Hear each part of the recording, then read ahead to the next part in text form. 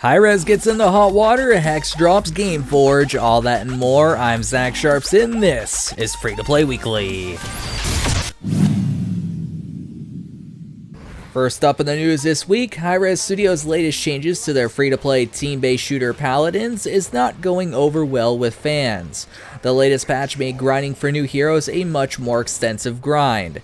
This occurred due to the introduction of a new kind of reward called Essence, which puts new free-to-play players at a significant disadvantage when it comes to earning enough currency to buy stuff. As a response, the game's lead designer posted a new plan on Reddit that would see Essence costs of legendary cards reduced by 33% and more than quadrupling Essence received from duplicate common cards. Plus, a future patch will make new player progression friendlier by awarding additional Essence for various achievements. It seems like Hi-Rez tried to fix something that wasn't broken and as a result, broke it. For those of you looking forward to the highly anticipated free-to-play MMO Mu Legends, you'll be happy to hear that the second closed beta test is now live. As mentioned in previous weeks, this closed beta will focus on localization for various languages such as German, French, Polish, Spanish, and Portuguese. Glad to see Mu Legend even closer to open beta, which is when I'll be checking out the title. Are you hyped for Mu Legend? Leave me a comment down below. Looking for more content to chew through within the popular free-to-play MMORPG Neverwinter? Well, Perfect World and Cryptic Studios launched Cloak Ascendancy on PC, and it contains a fair bit of content. The update brings with it a new adventure zone, new campaign, the Spellplay Caverns dungeon, a new skirmish, and new artifact weapons. Those of you wanting to play the new update on consoles will have to wait until later this year, unfortunately. As always, there's a standard balancing and bug fixes within this patch, and if you wish to read more about them, feel free to check out the official patch notes on the game's website. Do you hate Gameforge and love the free-to-play CCG Hex Shards of Fate? Well, you'll be happy to hear that Hex Entertainment is no longer using Gameforge as a publishing partner and is now flying solo. Progress and card collections will be retained, of course, but the database scrubbing has already occurred to rid the game of Gameforge's influence.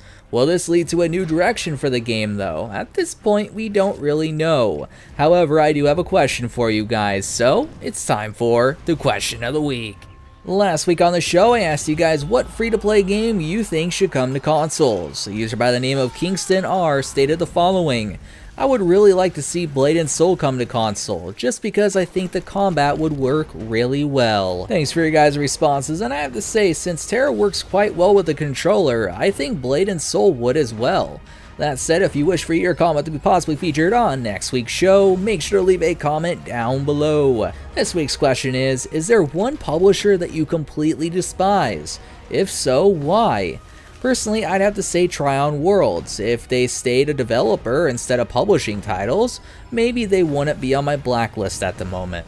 Last up in the news this week, those of you still following the saga of the Repopulation might be happy to hear that you'll be able to start playing it again soon.